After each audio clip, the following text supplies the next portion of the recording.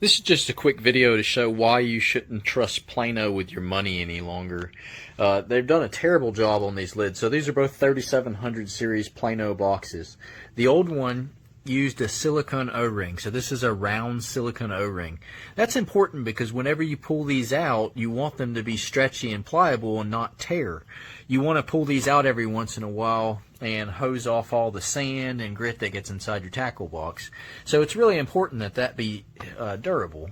When you come over to the new one, this is some sort of crap butyl rubber foam. It's same kind of stuff they'd put around like a $5 car speaker. It's just garbage. It's what you'd use on the surround of a poor speaker. It's really cheap, tears easily, doesn't make a good seal, has no density to it unlike the rubber silicone they used to use. This is foam. This is garbage. It's going to fail, and it means this case isn't worth your time.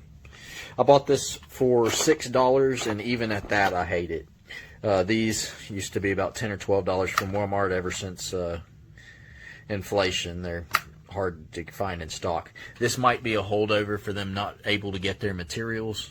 Well, I sure hope so, because Plano, you're going in the wrong direction, and I hope people stop using you. I hope people switch over to Flambeau or something where somebody's using decent quality.